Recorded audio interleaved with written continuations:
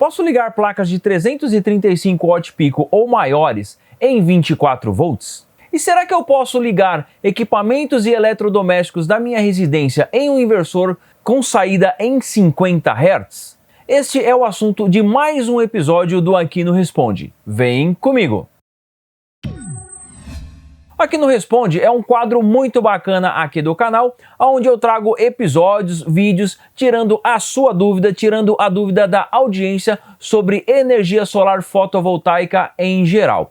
E se você quiser que a sua dúvida possa fazer parte de um dos episódios, dos próximos episódios do Aqui no Responde, faça como o José Edson ou como o Rafael. Deixe a sua dúvida aqui embaixo no campo de comentários, pois dessa forma alguém da equipe pode selecionar a sua dúvida para que ela entre em alguns dos próximos episódios. Agora vamos à dúvida do José Edson Alves.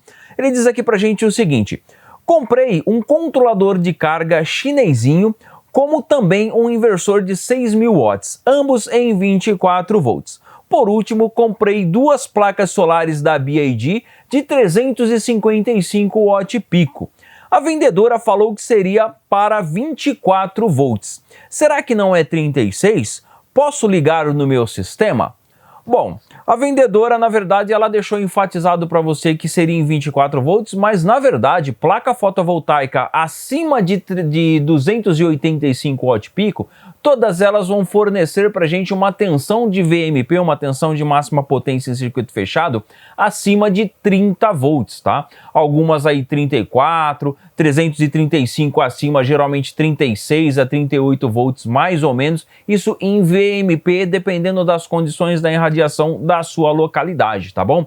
Agora, se você pode ligar num sistema de 24 volts, se você pode ligar no teu sistema, sim, você pode ligar tranquilamente, principalmente se você estiver utilizando o controlador de carga MPPT, porque a placa fotovoltaica ela tem uma tensão maior do que a tensão de carga das baterias. E 24 volts, na verdade, é uma tensão nominal do banco de baterias, tá bom? Agora, quando ela está totalmente carregada, é algo em torno de 25 volts, 25.2 a 25.4.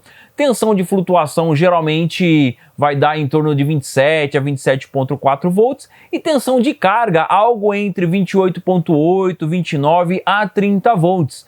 Então a placa fotovoltaica precisa ter tensões maiores do que a tensão de carga da sua bateria. E quem vai fazer este gerenciamento é o seu controlador de carga. Agora, você está falando que comprou aqui um chinesinho, provavelmente deve ser aqueles PWMs bem simplesinhos. Aí o que você precisa ficar atento é, se a tensão VOC, tensão de circuito aberto da sua placa fotovoltaica, não vai ultrapassar a tensão máxima suportada pelo controlador de carga. Geralmente, controladores de carga PWM, todos eles suportam menos do que 50 volts de circuito aberto, alguns 48 volts no máximo. Então você precisa ficar muito atento a isso, tá bom? E caso ele suporte a tensão das suas placas, você vai precisar ligar essas placas em paralelo, as duas, ligar as duas em paralelo na entrada de placa desse controlador de carga e ele vai fazer o ajuste tranquilamente para o seu banco de baterias, tá bom? Aí aqui vai uma dica bacana e extra para vocês aqui. Muitas pessoas vão falar, mas placa muito grande desse jeito ligada em PWM tem muitas perdas.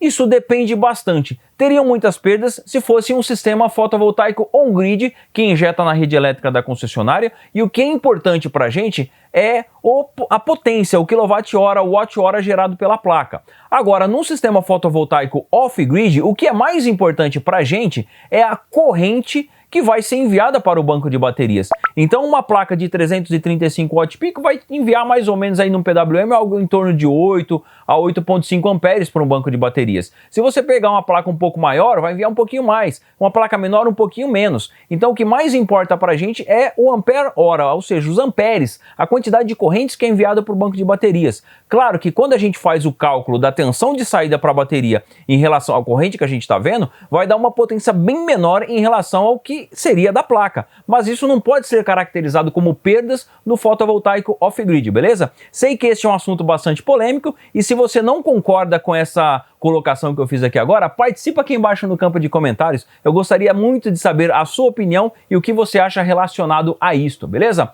Agora, nós vamos responder aqui a dúvida do Rafael, e ele pergunta aqui pra gente o seguinte: quais os problemas que podem ocorrer caso sejam ligados equipamentos ou eletrodomésticos com um inversor de 50 Hz na sua saída. E olha, todos os problemas podem acontecer, principalmente se você ligar motores de indução, geladeira, máquina de lavar, micro-ondas, panela elétrica que talvez tenha motor de indução também.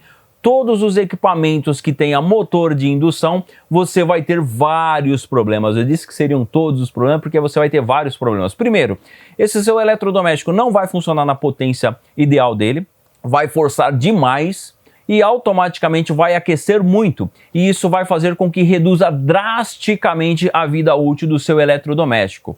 Agora, eletroeletrônicos que têm fonte chaveada, a maioria esmagadora desses eletroeletrônicos podem funcionar tanto em 50 quanto em 60 Hz. Nesse caso, não teria nenhum tipo de problema, tá bom?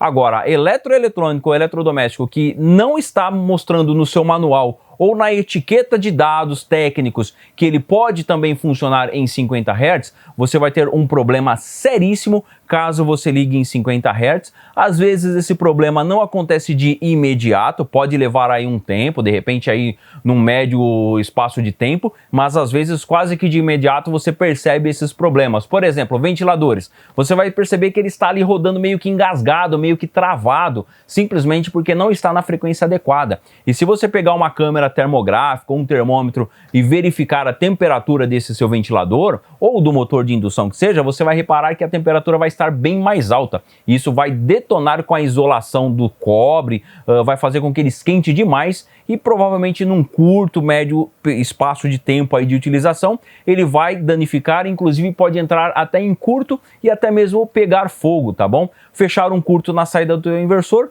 e pode vir fazer com que o seu inversor queime. Então tome muito cuidado ao ligar os equipamentos e eletrodomésticos a inversores. Sempre verifique a frequência e verifique também a tensão de saída, beleza? Espero que eu tenha conseguido sanar as suas dúvidas. Como sempre, chegou até esse ponto? Gostou do conteúdo? Deixa aquele like bacana, sempre ajuda a fortalecer o canal, o seu like, a sua interação no campo de comentários também e, claro, compartilhar com mais pessoas. Como eu sempre digo, faça como eu, ajude a compartilhar o conhecimento com outros. É somente compartilhando o nosso conhecimento e ensinando o próximo que nós conseguimos aprender cada dia mais, beleza? Grande abraço, até o próximo vídeo, próxima aula, próximos testes, dicas ou episódios do Aqui no Responde aqui do canal. Fui!